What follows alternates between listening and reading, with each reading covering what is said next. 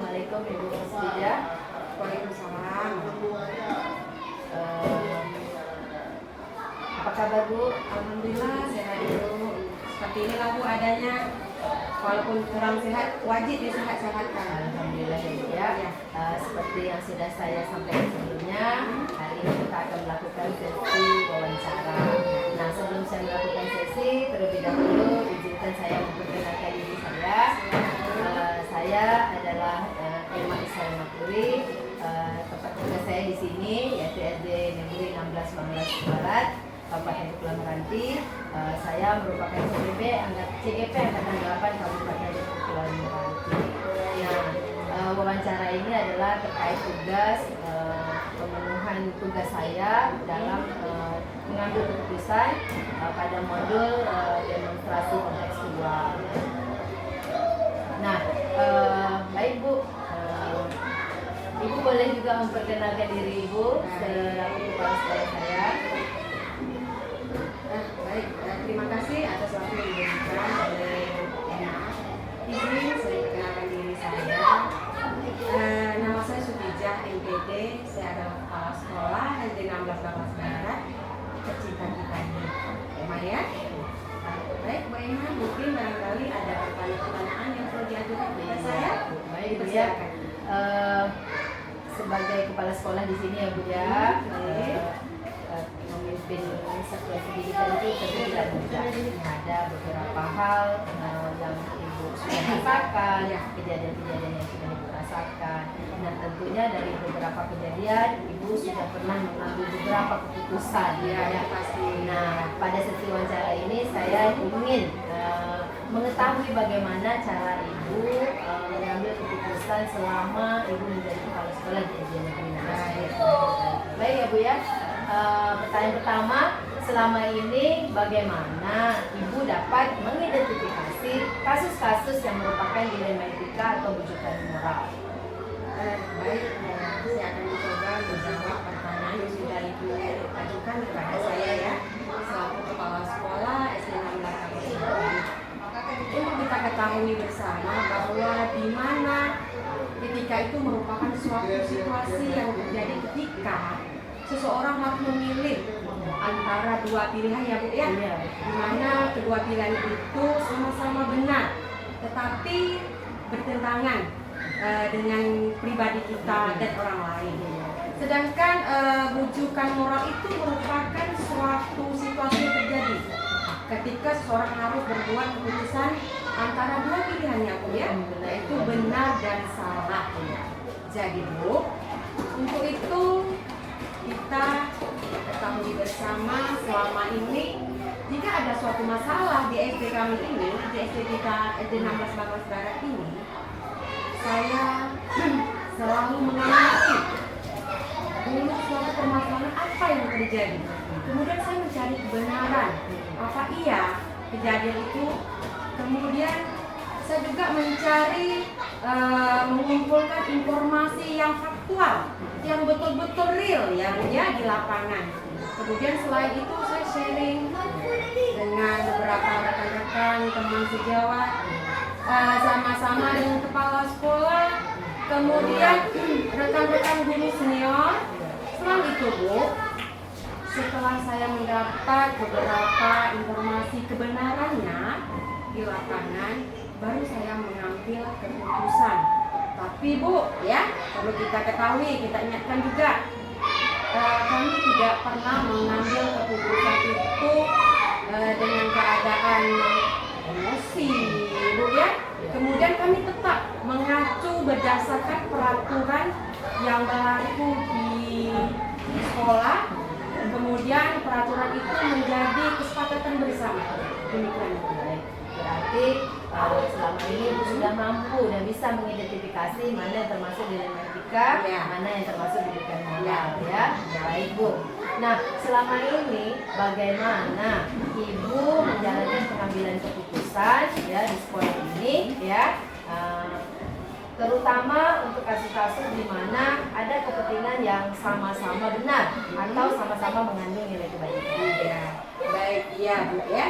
Pada dasarnya dalam pengambilan keputusan itu saya selaku kepala sekolah itu harus bisa ya melihat situasi dari berbagai sisi. Kemudian saya itu harus tenang, sabar, tidak tergesa-gesa. Intinya tidak boleh emosi, Ibu ya. Kemudian saya selalu mengacu kembalikan semua apa aturan yang berlaku di sekolah atau peraturan ditetapkan oleh Dinas Pendidikan. Jadi setiap pengambilan keputusan itu saya selalu menjalin hubungan baik, Bu, berkomunikasi dengan rekan-rekan, terutama rekan sejawat, sama-sama kepala sekolah, Bu ya. Kami sharing. Kemudian saya mengadakan rapat bersama bersama guru-guru, majelis guru beserta staf. Kemudian malah saya sharing dengan pengawas, Bu. Ya, dengan pengawas. Kadang kalau jika ada kesempatan, saya juga sharing dengan orang dinas pendidikan, ya Bu ya. Karena apa? Saya akan memastikan bahwa keputusan tersebut benar-benar saya pahami. Saya yakin dan percaya bahwa setiap kejadian itu selalu ada alasan di balik suatu kejadian tersebut, Bu ya. Jadi ya ini sebab akibat. Jadi setelah mendengar beberapa masukan dari berbagai pihak, saya baru mengambil sebuah keputusan, Bu. Intinya saya mengambil keputusan jangan terbawa emosi sesaat ya, Bu ya. Meskipun itu mungkin tidak bisa saya memuaskan hati semua pihak yang boleh mengambil keputusan itu. Ya, apabila dihadapi dengan dua kepentingan, Bu, dan sama-sama benar dan sama-sama mengandung nilai kebaikan ya, Bu ya. Tapi saya juga tetap mengambil keputusan itu sesuai dengan aturan yang disepakati, terutama dalam rapat dan peraturan yang disepakati bersama di sekolah kita. Baik, demikian. Baik, berarti kalau Ibu dalam hal ini selama menjalankan mengambil keputusan itu, Ibu melihat situasi, emosi, gegabah, dan keputusan pun tidak bisa menyenangkan semua orang, ya. Pasti Karena ada, Bu. Pasti itu, Bu. Baik, langkah-langkah atau prosedur seperti apa yang biasa Ibu lakukan selama ini? Baik. Langkah pertama yang perlu saya lakukan itu, Bu, saya akan mencoba memahami kasus yang terjadi serta mencari informasi kebenaran hal tersebut, Bu ya, lebih dahulu. Jadi saya akan datang ke lapangan, melihat langsung, ya, mencari informasi langsung, turun langsung untuk mewawancarai dari berbagai pihak. Mungkin barangkali baik itu guru, siswa maupun orang tua dan masyarakat setempat. Lalu setelah itu saya akan menganalisis untuk diambil keputusan yang terbaik untuk bersama atau untuk kita semuanya. Baik, berarti langkah-langkah yang Ibu ambil efektif itu adalah yang pertama mencari tahu, mencari informasi kebenaran. Ibu juga bukan hanya sekedar mencari informasi, tapi melibatkan seluruh pihak, yaitu orang tua, murid, dan rekan sejawat, ya Ibu. Terus terakhir Ibu menganalisis hasilnya itu sampai akhirnya dapat titik temunya. Ya begitu ya, Bu ya. Nah, hal-hal apa saja yang selama ini Ibu anggap efektif dalam pengambilan keputusan pada kasus-kasus ini? Baik, perlu kita ketahui bersama bahwa hal-hal yang perlu saya lakukan atau kami lakukan dalam pengambilan keputusan itu, kalau saya ya, Bu ya, merasa suatu pengambilan keputusan itu efektif apabila dilakukan dengan spontanitas. Ya, spontanitas. Tergantung, Bu, objek permasalahan itu. Kemudian saya akan mengobrol, sharing lagi, berkomunikasi lagi dengan baik dengan tim manajemen sekolah, guru-guru senior, malah pengawas. Jadi saya akan mendengar, Bu ya, menyaring pendapat mereka supaya ada keputusan bersama, sehingga tidak ada pihak yang akan dirugikan. Berarti selama ini cara Ibu mengambil keputusan cara efektif itu dengan spontanitas, Ya. terus ngobrol atau Ya, sharing, ya. terus mencari tahu atau sharing dengan guru senior juga, Ya. terus tidak apa namanya itu Insya Allah tidak akan merugikan pihak pihak lain. Baik, Ya. Ibu ya. Nah, selain hal-hal efektif tadi, tentu saja ada hal-hal yang lain ya Bu ya. Ya.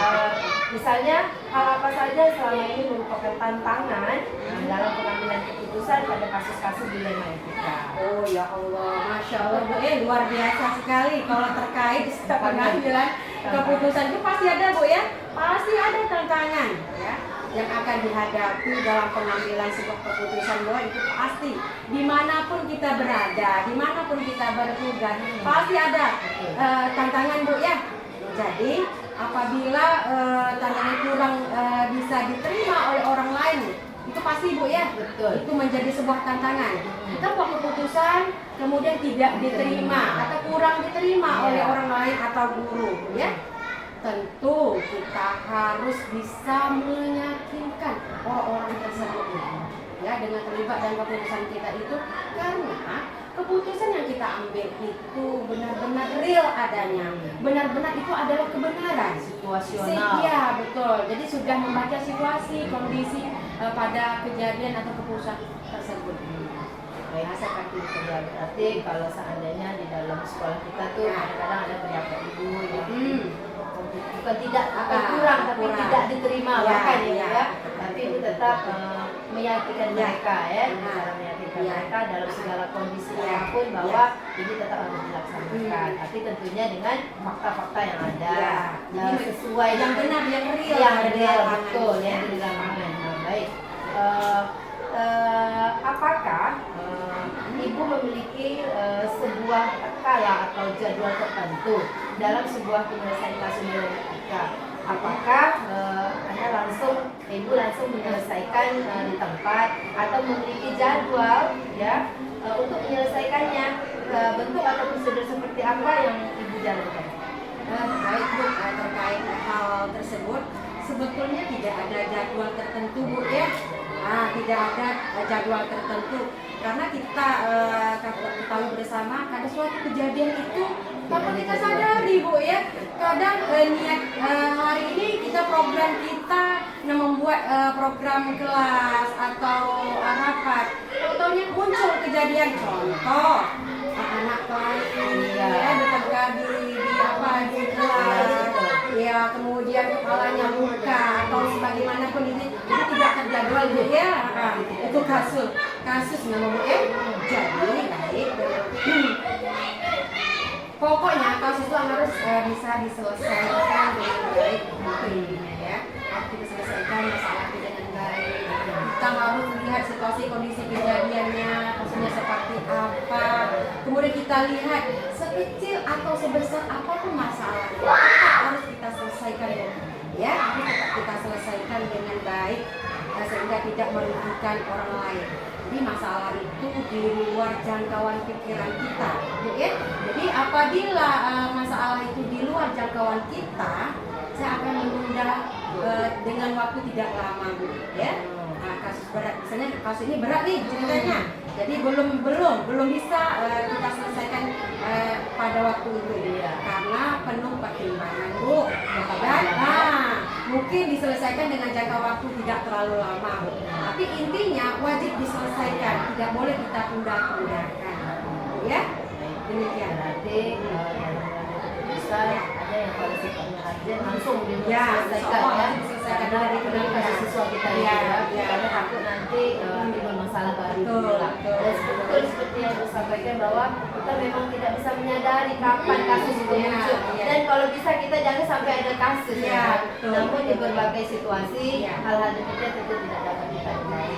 Nah, untuk yang kata ibu tadi ada yang terjadwal itu mungkin sifatnya kasusnya sudah jadi mungkin perlu rapat yang apa namanya tuh yang memiliki memakan waktu terus juga perlu sharing dengan yang terkait karena ini dampaknya mungkin besar kalau diambil dalam waktu yang cepat.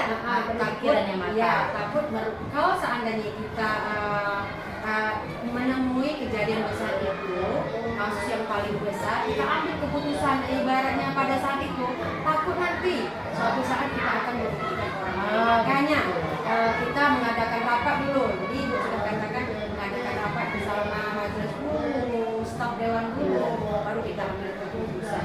Baik.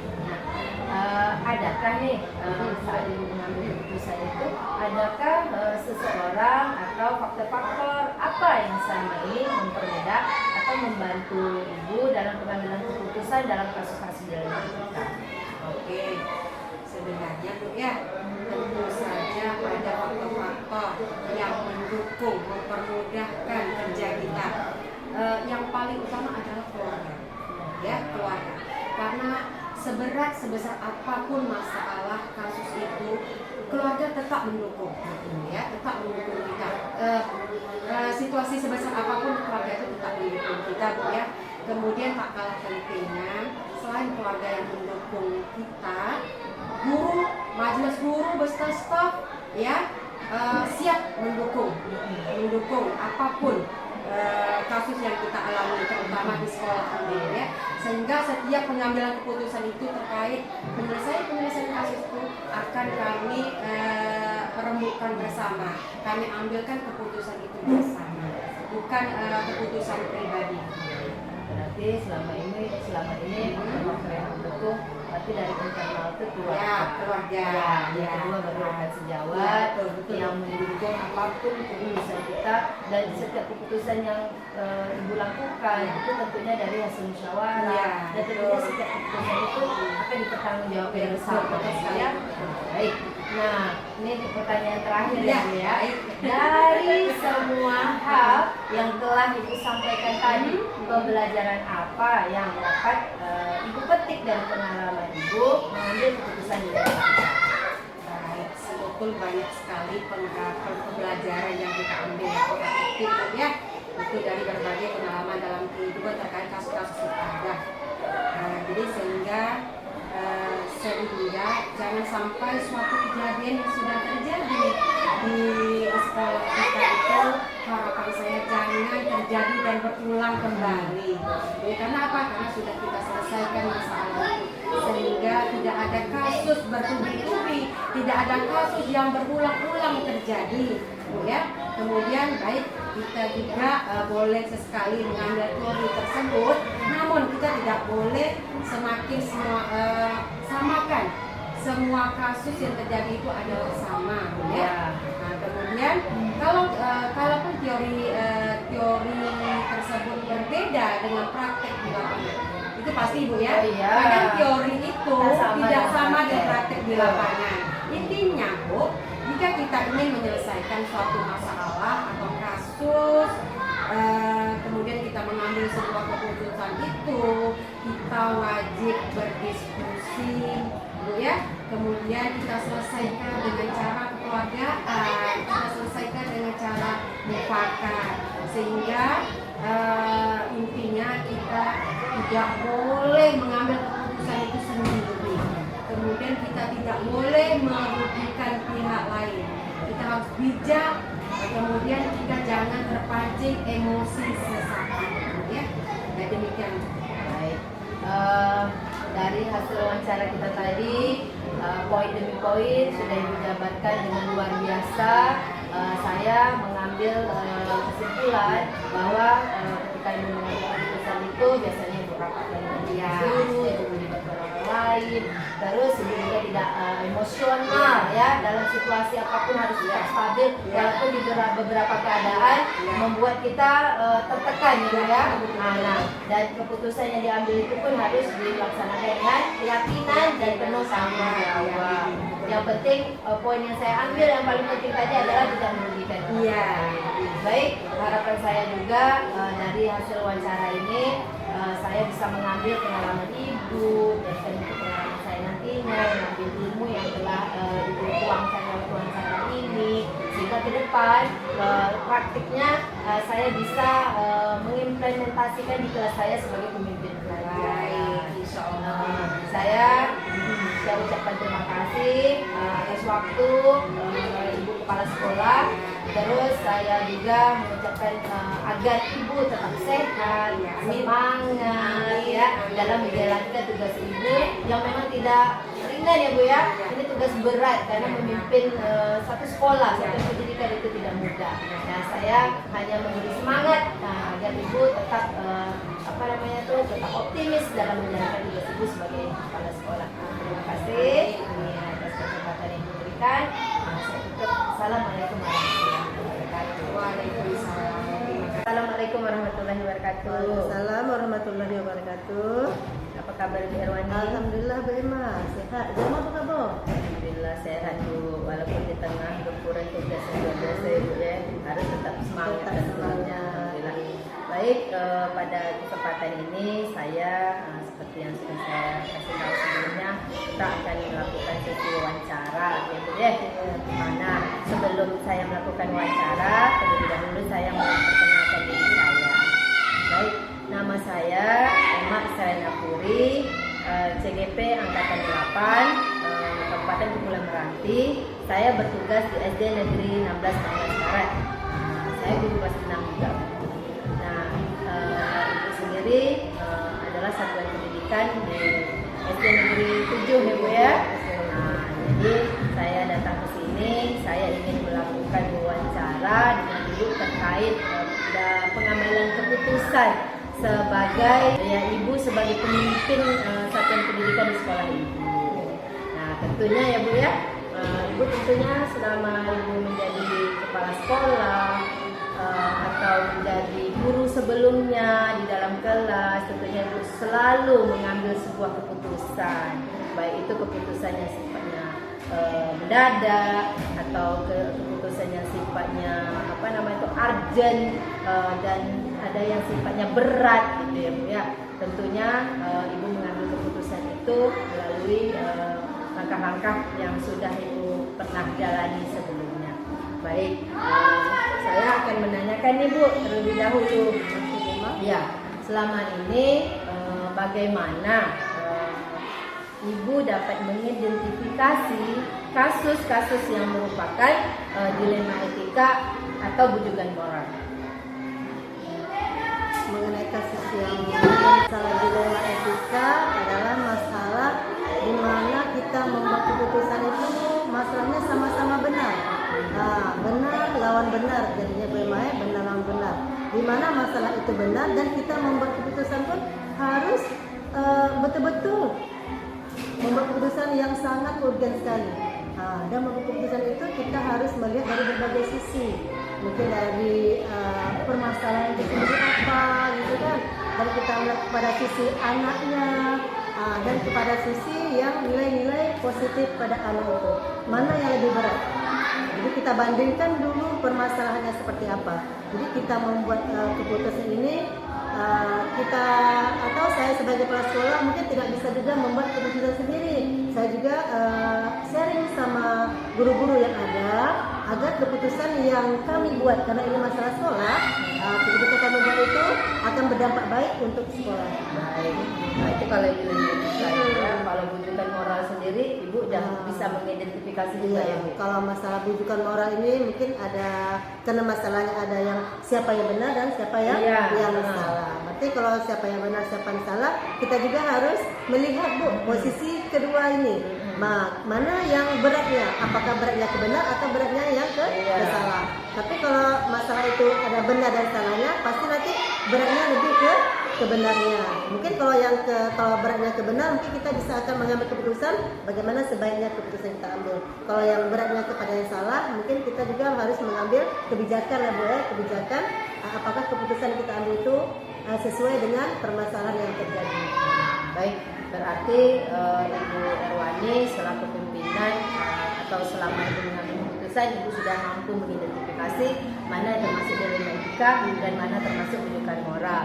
Baik, selama ini bagaimana Ibu menjalankan pengambilan keputusan di sekolah Ibu, terutama untuk kasus-kasus di mana ada dua kepentingan yang sama-sama benar dan sama-sama mengandung nilai kebajikan?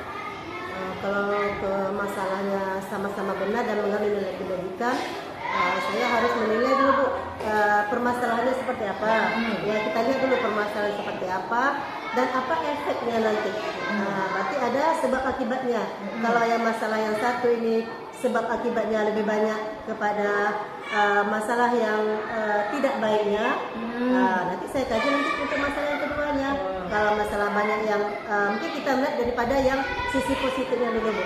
Kalau yang ini masalah sisi positif yang lebih banyak daripada yang negatif, mungkin yang hal itulah yang saya utamakan dulu. Itu mengutamakan yang nilai positifnya. Mana yang lebih banyak Iya, ya, Bu, banyak ya? positifnya, Ah. ada yang negatif. Iya, berarti Ibu harus menilai dulu, Iya, terus menilai apa dulu. efeknya, Iya, efeknya. terus juga sebab akibatnya. Iya. Baik. Nah, langkah-langkah tentu ada langkah-langkah ya Bu ya dalam Ibu mengambil keputusan. Nah, ini saya tanya apakah langkah apa saja langkah-langkah atau prosedur ya seperti apa yang bisa Ibu lakukan selama ini? Saya lihat dulu apa masalahnya Bu. Lihat dulu apa masalahnya, dari mana datang masalahnya, siapa penyebab masalahnya. Setelah kita tahu dari mana datang masalahnya, siapa penyebab masalahnya, dan bagaimana cara mengatasinya, Langkah-langkahnya. langkah-langkahnya, barulah kita bisa atau kami dari pihak sekolah berdiskusi dulu Bu, mana kira-kira yang lebih kita ambil keputusan. Karena untuk masalah sekolah, walaupun saya sebagai pimpinan, keputusan tetap di tangan bersama. Karena nanti kebaikannya adalah untuk sekolah, bukan untuk diri saya.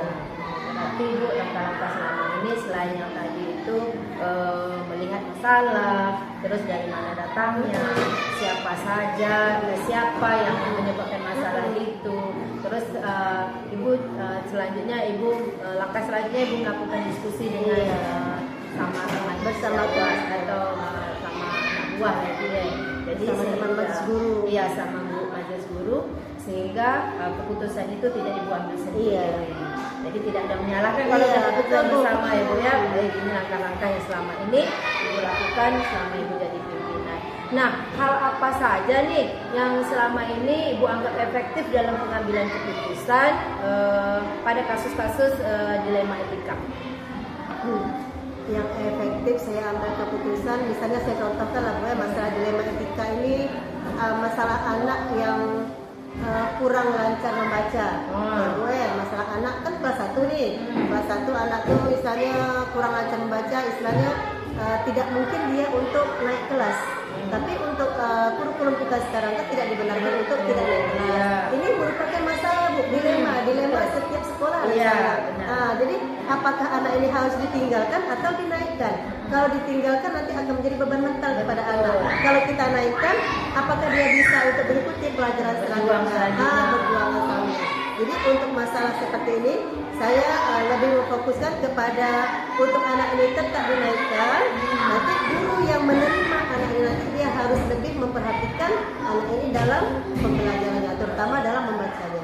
Itu salah satu ya Bu ya, langkah-langkah yang paling efektif Iya. keputusan pada anak yang tadinya tidak Iya, pandai memang membaca. dilema betul. Betul, ini hampir rata-rata Iya, sekolah, rata-rata ya. sekolah, ya. Pada kemampuan kognitif anak tidak mengerti. Selama ini Ibu mengambil keputusan langkah-langkah hal efektif dalam Ibu mengambil keputusan adalah dengan cara seperti itu tadi ya Bu ya. Nah, setelah itu apa saja tantangan selama ini ya dalam Ibu mengambil keputusan pada kasus dilema etika? Kalau masalah tantangan pasti ada ya Bu, ini berhubungan dengan proses pembelajaran, di mana saya contohkan tadi anak tidak bisa membaca, tentu nanti tidak bisa menerima pelajaran secara maksimal. Betul. Nanti itu merupakan tantangan yang sangat berat bagi wali kelasnya. Nanti wali kelasnya akan berusaha semaksimal mungkin bagaimana anak itu bisa belajar. Karena anak ini kan harus naik ke kelas 3. Berarti nanti saya harus menginformasikan kepada guru untuk anak ini perlu bimbingan khusus agar dia bisa mengikuti proses pembelajaran di kelas. Iya, baik. Berarti kalau ada tantangan, Ibu menginformasikan Iya. kepada rekan-rekan yang lainnya supaya bisa mengantisipasi Iya, langkah ke depan mengantisipasi, seperti iya. apa ya Bu ya. Nah, apakah Ibu memiliki sebuah tatkala atau jadwal dalam sebuah penyelesaian kasus dilema etika? Apakah langsung menyelesaikan masalah atau ibu memiliki sebuah jadwal untuk mengatasi masalah, untuk menyelesaikannya, bentuk atau prosedur apa yang ibu jalankan? Kalau untuk menyelesaikan masalah terlihat dari masalahnya Bu ya. Kalau masalahnya berhubungan dengan pembelajaran anak di kelas, saya mewakilkan kepada guru kelasnya untuk menyelesaikan masalah. Langsung di tempatnya ya? Langsung Selesai ya? langsung selesaikan. Nanti anak itu dibawa ke ruangan Bu, tidak di depan kelas. Karena apabila anak itu langsung ditegur di depan kelas akan menjadi jatuh mentalnya. Mungkin saya waktu istirahat atau setelah pulang sekolah dipanggil anakku sebentar, dibawa ke ruangan khusus untuk mereka berdua saja. Jadi disitulah anak akan bercerita dan guru akan bertanya apa masalahnya. Setelah selesai nanti guru itu menyelesaikan masalah bersama anak itu tadi. Kalau masalah selesai, oke, selesai. Tapi kalau masalah tidak selesai, nanti guru bersangkutan akan menyerahkan masalah itu ke kepala sekolah untuk bagaimana langkah ke depannya. Seperti itu ya. Berarti kalau untuk ngambil tempat langsung. Kalau untuk yang pengambilan keputusan pakai jadwal Bu. Kalau pakai jadwal nanti saya tentukan, misalnya kalau ada anak yang bermasalah yang tidak bisa diselesaikan, akan kita panggil orang tuanya pakai SP, ditentukan hari apa orang tuanya datang ke sekolah. Ya, berarti itu untuk penyelesaian untuk jangka panjang gitu ya. Baik. Adakah seseorang atau faktor-faktor apa yang selama ini mempermudah atau membantu ibu dalam pengambilan keputusan dalam kasus dilema etika? Kalau ada membantu di dalam permasalahan itu, saya sangat terbantu sekali dengan rekan-rekan sejawat, karena mereka ikut serta dalam memberi masukan, memberi saran, sehingga permasalahan yang terjadi itu tidak melebar kemana-mana, langsung bisa jadi berat menjadi ringan. Permasalahan yang tidak bisa saya putuskan sendiri bisa dibantu oleh rekan-rekan yang lain, dan saya tidak segan-segan untuk meminta saran dan masukan kepada rekan-rekan sejawat. Berarti tidak ada orang terkhusus, tidak Iya, ada tidak ya, ada. itu seluruh Iya, ya, seluruh rekan kalau dalam sekolah Iya, yang bisa. karena saya berpikir mereka itu tentu punya pendapat masing-masing. Nah, sehingga pendapat mereka saya tampung, kira-kira pendapat mana yang bisa kita gunakan, ya kita gunakan. Sekarang ini pertanyaan terakhir ya Bu ya. Dari semua hal yang telah Ibu sampaikan, pembelajaran apa yang dapat Ibu petik dari pengalaman Anda mengambil keputusan dilema etika selama ini? Pengalaman saya dalam pengambilan keputusan, di mana saya mengambil keputusan itu tidak atas kehendak saya sendiri, ya Bu ya. Karena kita di bawah naungan sekolah, di mana sekolah itu bukan milik saya. Jadi saya tidak berhak untuk mengambil keputusan, di mana keputusan yang saya ambil itu harus saya konsultasikan dulu ke rekan-rekan sejawat saya. Kecuali masalah-masalah yang sifatnya tidak terlalu urgen, baru saya mengambil keputusan sendiri. Iya. Tapi kalau masalah yang urgen berhubungan dengan sekolah, saya tidak bisa mengambil keputusan sendiri. Nanti saya akan menghubungi pihak dinas terkait, seperti pengawas yang lebih saya utamakan, atau pihak komite sekolah saya libatkan dalam pengambilan keputusan untuk sekolah saya. Baik, dari wawancara awal sampai akhir tadi saya lihat ya, terus saya mendengar Bapak baik itu langkah-langkah atau cara-cara atau prosedur atau hal-hal apa saja yang efektif ya, tantangan yang Ibu hadapi selama Ibu menjadi kepala sekolah. Saya merasa saya mendapat ilmu dari apa yang dari hasil wawancara saya tadi. Saya juga berharap ilmu yang saya dapatkan dari Ibu Erwani bisa saya terapkan nanti, baik itu saya sebagai manalah tahu nanti jadi pemimpin di satuan pendidikan. Yang terpenting saya mampu mengambil keputusan di dalam kelas saya sebagai pemimpin pelajaran. Satu lagi Bu Emma, tantangan yang berat sekali adalah menghadapi wali murid. Oh itu ya. Karena wali murid ini tidak semuanya mengerti keadaan anaknya di sekolah. Anaknya di rumah tidak sama tingkah laku. Betul. Anaknya di rumah baik, tidak banyak tingkah laku. Tapi tiba di sekolah, anaknya kan berkumpul bersama teman-teman dan mengeluarkan apa yang tidak dikeluarkan di rumah. Apa yang tidak boleh di rumah. jadi itulah merupakan tantangan terberat bagi pihak sekolah, di mana orang tua tidak mengetahui tingkah laku anak di sekolah.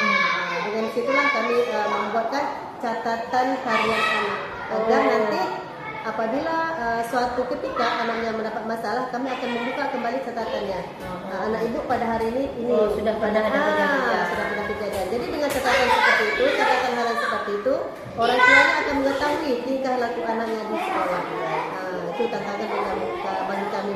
Jadi kami di sekolah harus mempersiapkan betul-betul catatan harian anak yang bermasalah. Saya ucapkan terima kasih atas waktu, atas pengalaman, atas trik-trik atau hal-hal apa saja yang menjadi langkah-langkah hidup dalam mengambil keputusan sebagai kepala sekolah di pendidikan di sekolah. Semoga sangat bermanfaat bagi saya dan semoga saya mampu mengimplementasikan beberapa trik atau langkah-langkah yang telah ibu jalankan. Baik saya sebagai kepala sekolah nantinya, siapa tahu ya Bu ya. Terus yang paling penting sebagai pemimpin pelajaran. Saya ucapkan terima kasih ya Bu ya atas ilmunya. Semoga kita bertemu lagi Bu. Assalamualaikum Bu Rasita. Salam Bu Emma. Apa kabar Ibu Rasita? Alhamdulillah baik. Gimana kabarnya? Kabar alhamdulillah baik. Sudah lama kita tak ketemu ya Bu Rasita.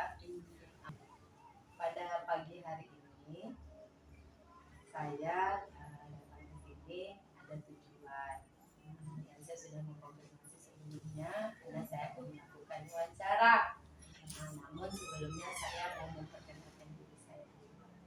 Nama saya adalah Israel Nafri, guru di SD Negeri 16 Banglas Barat, itu guru kelas 6. Saya merupakan CGP Angkatan 8 Kabupaten Kepulauan Mentawai. Jadi dalam melakukan wawancara ini nantinya ini adalah untuk pemenuhan tugas saya, yaitu pada tugas demonstrasi kontekstual. Baik Ibu, ada beberapa pertanyaan yang akan saya tanyakan tapi mungkin tidak terlalu lama lah sesi. Nah, untuk pertanyaan pertama, Ibu sebagai kepala sekolah di satuan pendidikan, tentunya Ibu pernah ya mengambil keputusan ya Bu ya? Iya. Ya, bahkan sering mungkin ya Bu ya. Jadi dalam mengambil keputusan tentu saja ada yang sifatnya itu seperti bukan dari kita sendiri. Kita bertanya dengan rekan Ibu, misal bawahan Ibu gitu. Nah, sekarang selama Ibu bertugas sebagai kepala sekolah, ya, bagaimana Ibu Rasita bisa mengidentifikasi kasus-kasus yang merupakan ini apakah dilema etika atau rujukan moral? Selama ini saya melihat sudut pandang moral dan hukum melihat kasus tersebut. Oh ya. Nah, apabila kasus tersebut melanggar hukum, maka tentu sudah tentu benar lawan salah. Namun jika masih dikatakan benar lawan benar, masalah tersebut adalah dilema etika. Oh iya, berarti kalau dilema etika memang benar lawan benar Ibu ya. Tapi kalau rujukan moral itu tentunya benar lawan salah, saling kadang bertentangan ya Bu ya. Dia benar namun bertentangan. Nah, baik. Berarti Ibu sudah bisa mengidentifikasi selama ini termasuk dilema etika atau rujukan moral. Selama ini juga bagaimana Ibu Rasita menjalankan pengambilan keputusan di sekolah Ibu, terutama untuk kasus-kasus di mana Ibu sendiri melihat ada dua kepentingan yang sama-sama benar atau sama-sama mengandung nilai kebajikan. Saya melakukan identifikasi kasus dari berbagai sudut pandang. Kemudian menimbang secara matang mana yang paling benar dan keputusan tersebut menguntungkan banyak orang. Jadi keputusan tersebut tidak merugikan orang lain. Oh iya baik Bu ya, berarti kalau ibu mengambil keputusan, tentunya ibu harus melihat kepentingan orang banyak ya Bu ya, dan bukan menguntungkan pihak lain tapi pihak bersama, sama-sama beruntung, menguntungkan gitu ya Bu ya. Baik. Nah, kira-kira dari yang ibu sebutkan tadi itu apa langkah-langkah atau prosedur ya yang biasa ibu lakukan selama ini? Langkah-langkah yang saya lakukan yaitu dengan menentukan penyebab permasalahannya terlebih dahulu. Lalu menentukan siapa saja nih yang terlibat dalam permasalahan tersebut. Setelah itu menanyakan kepada orang terdekatnya. Kemudian berdiskusi dengan warga sekolah, membuat beberapa solusi keputusan, terus menimbang lagi dari berbagai sudut pandang sebelum memutuskan atau mengambil keputusan. Oh iya, berarti Bu langkah-langkahnya setelah saya dengar nih sepertinya sudah memang sesuai dengan prosedur ya. Pertama Ibu mencari tahu penyebabnya dulu, terus siapa saja pihak yang terlibat, terus Ibu ajak mungkin rekan-rekan sejawat untuk berdiskusi. Baru langkah terakhirnya tadi apa Bu? Melihat dulu dari berbagai sudut pandang, lalu baru mengambil keputusan. Oh, baru terakhir diambil keputusan, tentunya dengan cara langkah-langkah tadi ya Bu ya. Baik. Nah, hal apa saja nih selama ini Ibu anggap efektif dalam mengambil keputusan pada kasus-kasus ini? Saya melakukan analisis kasus, kemudian menentukan solusinya, menyesuaikan dengan peraturan dan norma yang berlaku, serta mengedepankan kepentingan umum. Solusi tersebut itu bermanfaat bagi banyak orang dan baik secara jangka panjang maupun jangka pendek. Iya, berarti pada selama ini yang Ibu anggap efektif itu sesuai seperti yang dijelaskan tadi, yang terpentingnya adalah menyesuaikan norma yang berlaku. Otomatis kita tidak boleh bertentangan dengan norma-norma yang ada di sekitar kita ya Bu ya. Nah, hal apa saja nih yang selama ini merupakan tantangan dalam pengambilan keputusan pada kasus-kasus dilema itu? Kalau tantangan dalam mengambil keputusan itu adalah mencari keputusan terbaik. Oh, tantangannya mencari keputusan ya Bu ya. Karena keduanya itu merupakan masalah yang sama-sama benar.